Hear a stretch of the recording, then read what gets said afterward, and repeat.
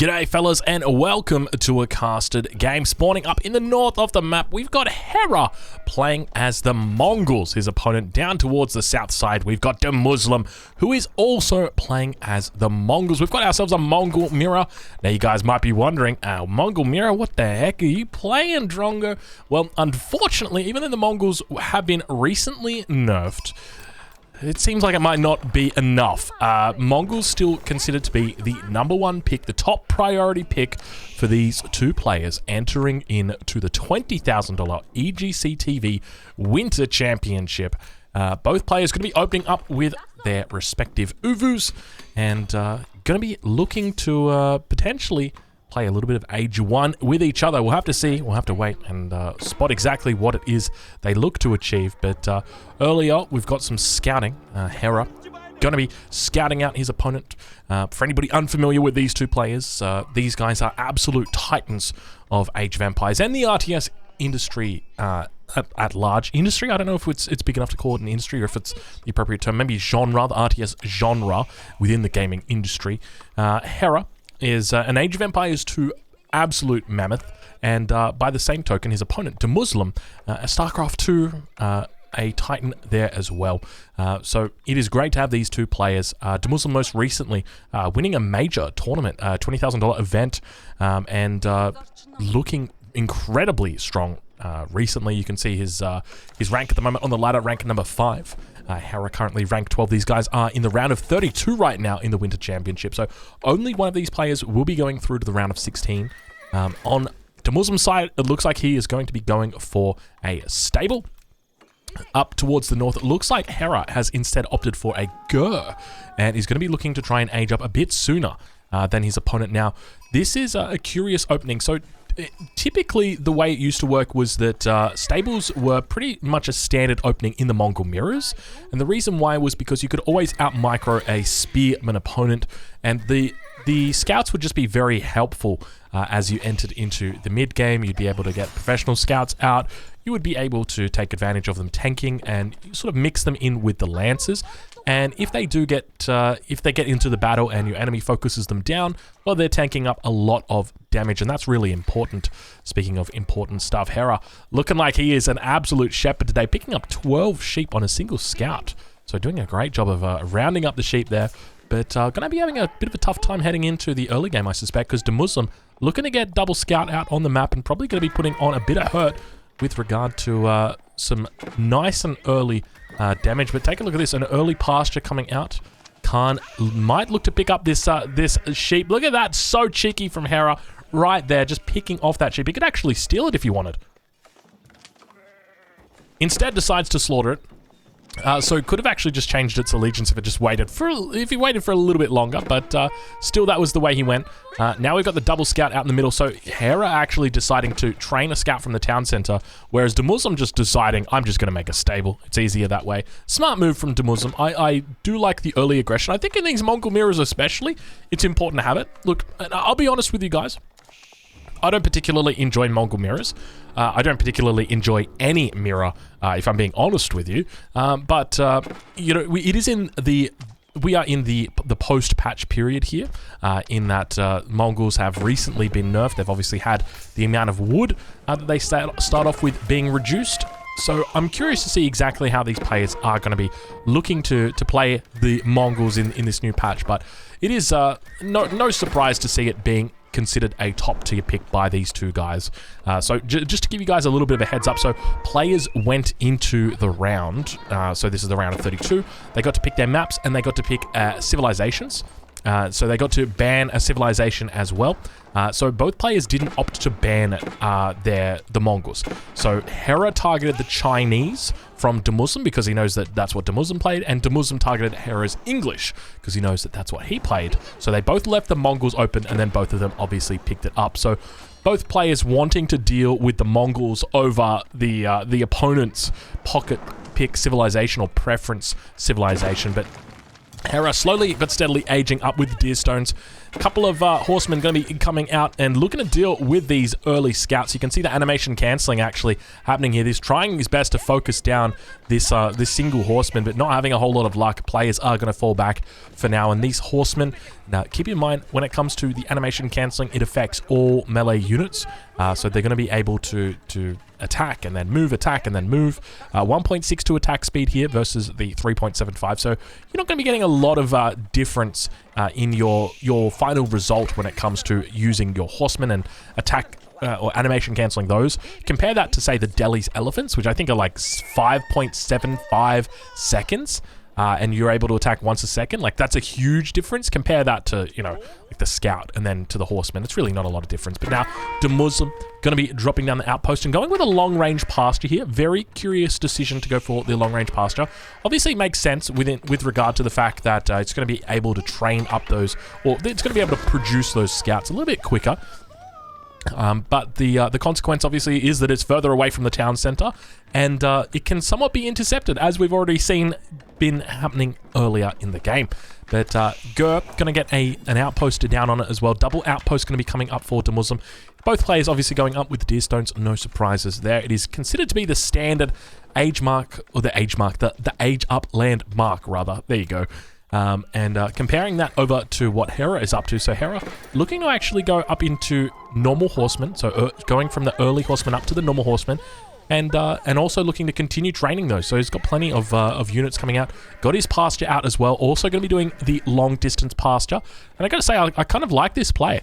I wouldn't be surprised if we actually see throughout the game, as the Uvu moves around the map, that the pastures go with it, and they just rally the sheep all the way back towards the where the villages are. But Hera now going to be moving around the outside of the map, looking towards his opponent's base. He does obviously spot out those villages, and at the same time, scouts up towards the north going to be looking to potentially take out that Uvu.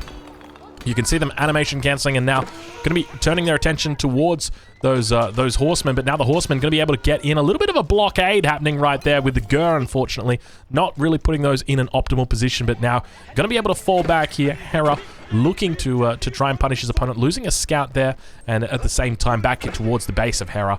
He is looking to try and take out some scouts of his opponent, and going to be able to put on a little bit of hurt towards this Uvu. Does have the arrow slits coming through already, Muslim does, and Muslim, I suspect, thinking about going up to the next age, probably a little bit behind where his opponent is when it comes to the military numbers. But when it comes to the economy, he's looking quite good. He's got the double pasture out. Obviously got quite a few resources in the bank here as well. About halfway through to his age up. So still yet to afford it. Double scout going down here, getting chased down by the horsemen. Now, keeping in mind, these guys have got the YAM network, so going up to 2.52 movement speed. Also having the arrow as well. I suspect that's the only way they can get that high, 2.52. Actually, you know what it was? It was the charge. So these guys got 1.88 movement speed, and it goes up when they charge as well, I believe.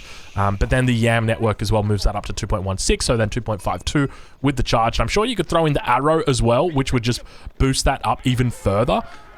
So, you know, when you get these guys charging with the arrow and the YAM, it'd probably go up to like 3 movement speed. It'd get pretty damn wild. They would swoop in from the edge of the map, and there'd be not much you could do. And now look at the villager doing a little bit of a long-range execution there. Sorry to Muslim. It's never pretty when that happens.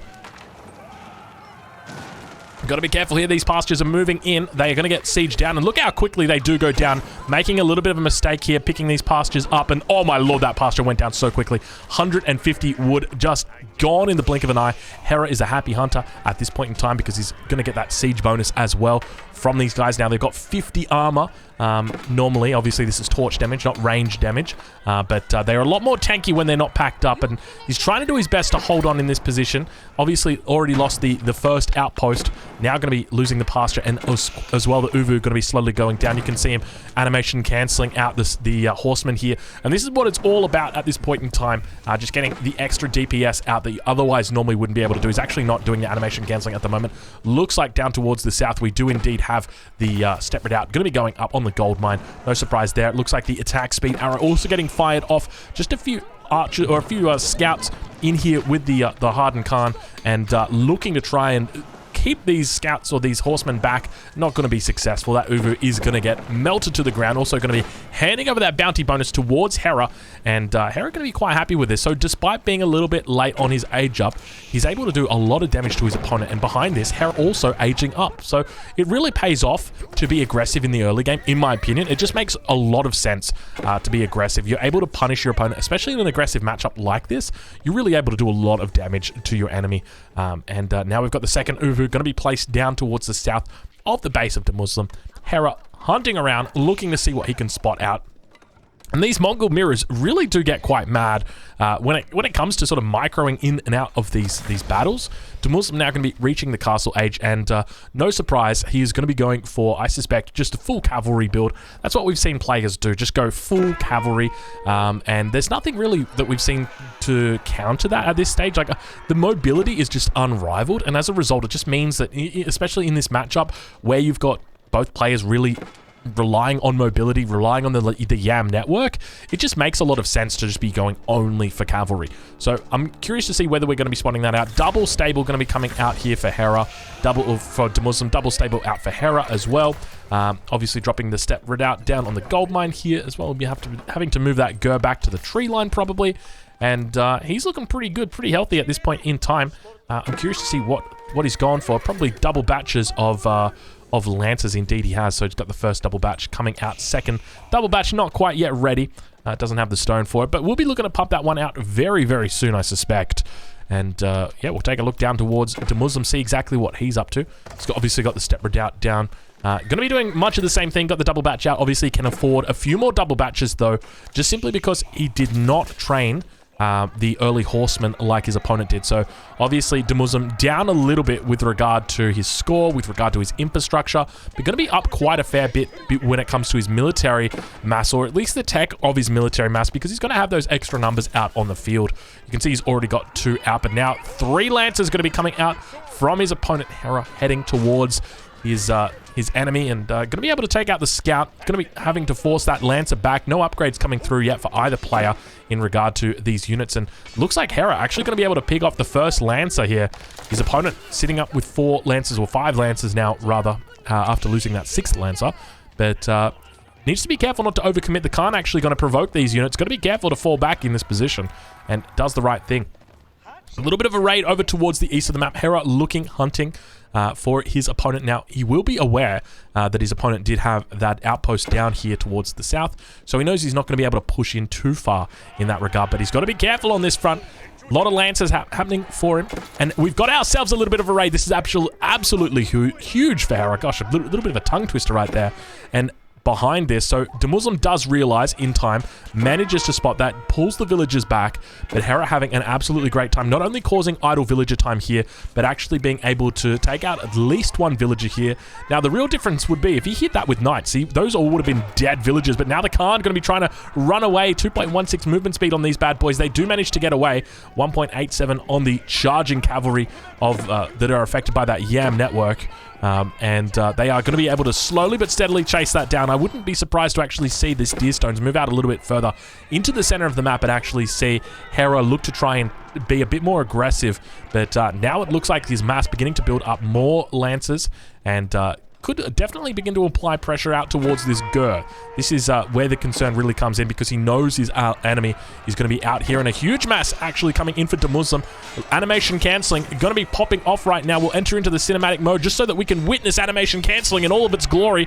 You'll see attack, move, attack, move, attack, move, and attack retreat, it looks like, as Hera determines that he hasn't had the microing prowess that his opponent has, and backs out of there very wisely with only a few remaining units that are all very low health. And the YAM network speed aura going to be providing a lovely little buff there to Dumuzlum and giving him that defender's advantage. So many more units for him over his opponent. He's got a significant lead when it comes to the unit count at this point in time in the game. Manages to keep the majority of these villagers alive, so did only lose that 1 villager underneath. We'll do a quick stock take. 41 villagers, 14 military versus 44 villagers, 8 military. So 3 villagers ahead for Hera at this point in time, but obviously a little bit more behind on the military number front. And now getting a decent charge in against each other. We can see that they are both being, or both doing that attack, and defender's advantage definitely coming in right now. Very, very strong. Still 28 seconds to throw up that arrow, and it manages to come up in time for Dumuzlum, and he looks to escape. Obviously going up against the YAM network of his opponent, he does not have that bonus himself because he's so far away from his base. Really just shows the power in this mirror matchup, the strength of the YAM network. Consistently, we have seen players just swinging in their numbers, and it all comes down to this YAM network. Uvu depleted, ladies and gentlemen, Uvu depleted. And yeah, we really just see the YAM network swinging it around. And you might be like wondering, okay, well, what's the YAM network Network got to do with anything? What has it got to do? So reinforcements coming in, getting buffed up by the Yam Network. As soon as they hit this line, they're getting buffed up in their movement speed. So they're reinforcing faster. Obviously, they're cavalry, so it's going to be, it's going to be much stronger than infantry. When it comes to those buffs. So they're going to be charging in, and then you throw the charge in as well. That's going to be coming in faster. So you're getting faster reinforcements. If your opponent attempts to retreat, because you're moving faster from the Yam Network, you're able to chase them down, which means that, like, I remember reading, like, statistics for a war, and it said something like 2/3 of the casualties in the war were when the enemy was trying to retreat, and they would literally just, like, murder everybody, like when the retreat was happening. And I kind of feel like it's the same in this situation. Like, you're getting a lot of kills coming out from the retreat. And now once again we can see the maneuver arrow actually going to be coming in for Hera, and a huge force is going to enable him to chase that down. No Yam Network here means that he's just going to be essentially just, watching his opponent run back. Whereas if you've got that Yam Network, you're constantly hitting your opponent and forcing them to take damage over and over and over again, and that's really where that strength comes from. So once again, I would love to see this Deer Stones getting pushed up a little bit, just extending out that buff range, and a huge force now coming out from Hera, 16 in total. Compare that over to the 11 Lancers of Demuslim, and he's going to look to try and do plenty of damage. Actually, instead of doing the attack buff, he's just going to go for the armor. Had +2 for a while there, but he is overwhelmed when it comes to numbers. Nice little attack dances happening right now. Trying his best, but he is going to be outnumbered significantly. Yam Network isn't going to help him out in this situation. Does have the Springald coming in from the outpost. Villager's got to be careful. It looks like one of them gets spliced off by the spear of its opponent, or of the Lancer, rather the lance of the Lancer, because that's exactly what Lancers have. But now we see that the Yam Network is beginning to apply that extra 15% movement speed, and now we've got ourselves that attack dance once again happening. Reinforcements coming in, as mentioned before, and that should hopefully turn the tide of battle into Muslim's favor. At least that's what he's going to be thinking. Trying his best. You see them just dancing as they attack and they cancel and they attack and they cancel. More reinforcements coming in. A huge mass coming in from Hera. 8 Lancers. Where were you hiding those, Hera? Jeez Louise. Outpost still doing absolute work here. The longer he can fight under this outpost, the more damage it's going to be doing, the more DPS over time it's going to be having. So really wants to be sitting right underneath this Lancer. You can see it just taking shots. It's doing a wonderful job of picking off these low health Lancers. So there you go. There's another one that gets off. That's the equivalent. Like, how much damage did that take? That took 56 damage right there. So 56 damage. That's basically like 2 or 3 hits, man, because the lance obviously does damage, but then the actual scimitar that they pull out, or the sword that they pull out, we'll have to have a check and see what it's called.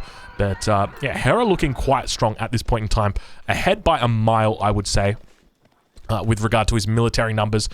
So 55 and 17 versus 49 and 11. So up 6 in both of his respective categories of economy and military. And you might be wondering, where is the difference really come through? And in my opinion, it just came from taking out the infrastructure of his enemy, and he's been able to leverage that bonus and then subsequently really push it out. That's the big thing. Also, being able to draw out idle time as well has been another thing. So there's been barely any idle time out for Demuslim, whereas compare that to his opponent, and obviously, for Hera rather, there's been almost no idle time. But compared to Demuslim, he's had quite a fair bit of idle time. So I think that's a significant contributing factor. No upgrades coming through for either player at this point. It is literally just both players with shotguns at each other's heads right now. It's the first one to pull the trigger, and Khan looking to come in and do a bit of damage here, but he's going to get shot at by the outpost. Got to be careful not to lose it. 2 more shots and it would have gone down. The Khan trying to be as sneaky as it can. But yeah, this is a common thing that sort of happens in the analogy I like to use is like in League of Legends, where you say, so you build like a glass cannon. So neither player is going for spears, neither player is going for upgrades. They are literally just fighting it out, with maximum force, and really it's very cutthroat at this point. Neither player is investing in upgrades, neither player investing in any sort of unit outside of the Lancer, and it's really what happens in these situations, in these games. And now we've got a forward outpost with the Springald. It looks like the defensive arrow's been thrown down. Player's going to be looking to fight it out in the middle. Hera up against Demuslim. Demuslim actually falling back, realizing that Hera's mass is way too big. If he loses this fight, he loses the game, and he knows he can't take that fight. Hera going to be turning his attention towards that tower. Looks like he gets a good little charge in there to Muslim, but he's going to have to be forced back there once again. Managing to pick up that Yam speed, or at least he should be. I'm not sure why it's not being provided out by that. it is being provided. It's for whatever reason just not listed there right now, but he really shouldn't be engaging with this. Hera's just got so many units at this point. 12 Lancers coming out for Demuslim, 22 for Hera, and this is absolutely good game. I can't imagine how Hera could lose this game from this point. He is up a huge amount when it comes to military numbers. Obviously, he's got outposts to deal with, but at the same time, you know, he's really leveraged that early lead that he had in the game, and yeah, just doing a great job. No blacksmith coming in yet for either player. Look at the stable numbers that are coming out. 6 stables right now for Demuslim. He is trying his best to get these numbers out, but obviously just not having a lot of luck. Now, I'm sure a lot of people are probably going to be wondering at this point, why don't they just make spearmen? And that's a really good question. Why don't they just make spearmen? And the truth is, you need to have a critical mass of spearmen to actually begin fighting with them. And the problem is, if you go for spearmen, okay, first and foremost, you're going to have to invest in a barracks. So, and it's not just one barracks. I mean, you're talking, you'd probably have to be about 3 or 4 barracks at this point. Okay, then you're going to have to invest in the veteran upgrade. Then you're going to probably want to get at least, you know, +1, because you're going to be doing a lot of hitting and taking a lot of hitting as we continue to see Hera just dominating Demuslim at this point. And then the next thing is that you actually have to have a critical mass of spears. So you can't just add in 2 or 3 spears and hope to win, because they're just going to get picked off. You have to have a reasonable number. And when you're going up against, say, this many Lancers, which is what Hera's got, you know, it's just a ludicrous amount, like 20 Lancers. You have to start bringing those numbers of spears up to like 30, 35, 40 spears. And that's going to take a really, really, really long time. And so then, while that's happening, Hera is going to continue to push that lead that he's got. And he's going to be raiding you like absolute crazy. He's going to be, you know, behind it. It's going to give him a whole bunch of leverage.